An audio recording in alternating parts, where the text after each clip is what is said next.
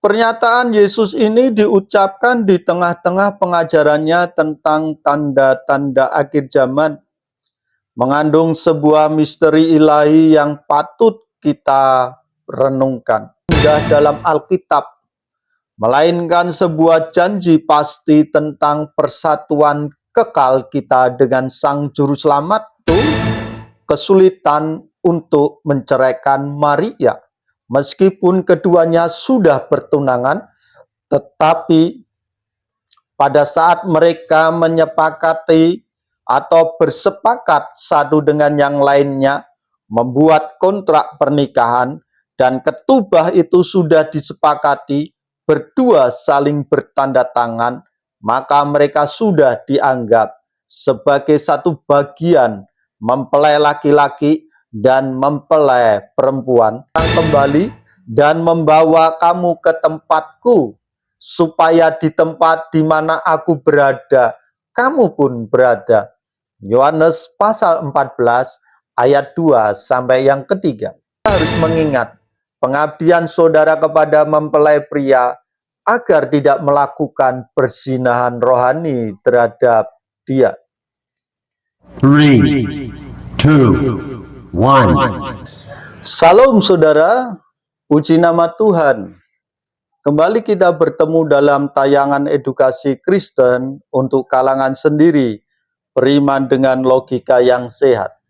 Saudaraku, kali ini kita akan belajar bersama-sama tentang kapan anak manusia itu datang. Diambil di dalam kitab Injil Matius pasal 24 ayat 36. Debar pertanyaan tentang akhir zaman dan kedatangan kembali Kristus telah bergema sepanjang sejarah kekristenan. Rasa ingin tahu yang mendalam tentang kapan tepatnya lembaran terakhir sejarah dunia akan ditutup, kapan keadilan ilahi akan sepenuhnya dinyatakan, adalah hal yang wajar bagi setiap hati yang merindukan kesempurnaan kerajaan Allah. Namun Alkitab dengan jelas menyatakan sebuah fakta yang seringkali membuat kita terperangah. Tetapi tentang hari dan saat itu, tidak seorang pun yang tahu. Malaikat-malaikat di surga tidak, dan anak pun tidak, hanya Bapa sendiri. Dikutip di dalam Injil Matius, pasal 24 ayat yang ke-36. Pernyataan Yesus ini diucapkan di tengah-tengah pengajarannya tentang tanda-tanda akhir zaman, mengandung sebuah misteri ilahi yang patut kita renungkan. Mengapa anak Allah sendiri yang memiliki hubungan yang begitu intim dengan Bapa tidak diberitahu tentang waktu yang pasti dari peristiwa dahsyat ini? Baiklah saudara, mari kita bersama-sama mencoba memahami perkataan Tuhan Yesus dalam dimensi keyakinan orang Kristen yang saat ini sedang menantikan masa-masa perjamuan kawin anak domba. Dalam teologi Kristen, gambaran pertunangan dalam pernikahan seringkali digunakan untuk melukiskan relasi yang mendalam dan intim antara Kristus dan gerejanya, yaitu kita orang percaya. Lebih dari sekadar metafora yang indah, konsep pertunangan dengan Kristus membawa implikasi yang kuat tentang identitas, komitmen, dan pengharapan kita sebagai pengikutnya. Dengan demikian, kita bukan sekedar pengikutnya. Kita adalah mempelai perempuan yang telah diikat oleh janji suci dengan mempelai laki-laki surgawi. Paulus menggunakan analogi ini secara eksplisit ketika ia menulis kepada jemaat di Korintus. Sebab aku cemburu kepadamu dengan cemburu ilahi, karena aku telah mempertunangkan kamu kepada satu laki-laki untuk menyerahkan kamu sebagai perawan suci kepada Kristus. di dalam surat 2 Korintus pasal 11 ayat 2. Bagi setiap orang Kristen, hidup di dunia adalah sebagai sebuah masa penantian yang penuh makna. Kita adalah umat yang telah ditebus oleh darah Anak Domba Allah, Yesus Kristus. Dan kita sedang dalam proses menantikan peristiwa yang agung, yaitu perjamuan kawin Anak Domba. Gambaran ini yang kaya akan simbolisme dan pengharapan, bukan sekedar metafora indah dalam Alkitab, melainkan sebuah janji pasti tentang persatuan kekal kita dengan Sang Juru Selamat. Konsep perkawinan anak domba mencapai puncaknya dalam kitab Wahyu.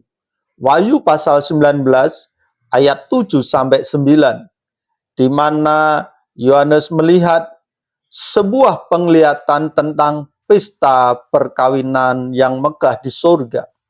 Mempelai perempuannya adalah gereja, yaitu kita semua yang percaya kepada Kristus yang telah dipersiapkan dan dihiasi untuk menyambut mempelai laki-laki, yakni Anak Domba Allah.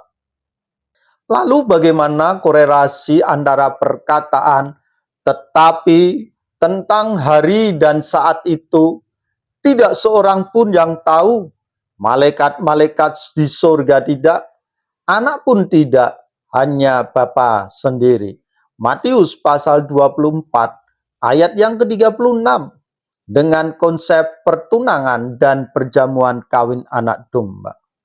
Dalam tradisi pernikahan Yahudi pada masa Kristus merupakan sebuah topik studi yang menarik, dan beberapa kesamaan dapat dilihat antara adat istiadat tersebut dengan teologi Kristen. Di dalam Alkitab, gereja terkadang dipahami secara metaforis sebagai mempelai perempuan Kristus. Kitab Mishnah Kiddushim, bagian dari Talmud yang membahas tentang dedikasi atau pertunangan, menetapkan bahwa seorang pengantin wanita diperoleh oleh seorang pengantin pria dengan salah satu dari 3 cara. Salah satunya adalah pengantin pria meninggalkan rumah ayahnya dan pergi ke rumah pengantin wanita itu untuk membeli dia dengan sejumlah uang. Pengantin pria ini memberikan tanda mata atau mas kawin, dan nilainya harus diketahui oleh pengantin wanita. Dalam semua kasus, istri hanya dapat diperoleh dengan persetujuannya. Kontrak pernikahan atau ketubah kemudian ditetapkan. Keduanya saling bertanda tangan untuk menyepakati tentang kontrak pernikahan ini atau ketubah ini. Dan sejak saat itu, pengantin wanita dikuduskan atau dikhususkan, yang secara eksklusif untuk pengantin pria. Ini merupakan kebiasaan bagi pengantin pria dan wanita untuk minum dari secangkir anggur yang telah diucapkan doa pertunangan. Hal inilah yang menyebabkan Yusuf pada waktu itu kesulitan untuk menceraikan Maria. Meskipun keduanya sudah bertunangan, tetapi pada saat mereka menyepakati atau bersepakat satu dengan yang lainnya membuat kontrak pernikahan dan ketubah itu sudah disepakati, berdua saling bertanda tangan, maka mereka sudah dianggap sebagai satu bagian mempelai laki-laki dan mempelai perempuan yang sedang menantikan masa untuk mereka akan dinikahkan, yaitu masa mereka diberkati sebagai keluarga yang terberkati. Proses pranikah ini dapat dilihat sebagai simbol dari karya Kristus bagi kita.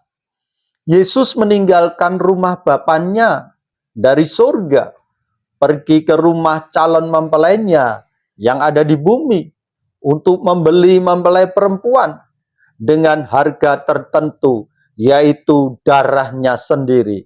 1 Korintus pasal 7 ayat 23.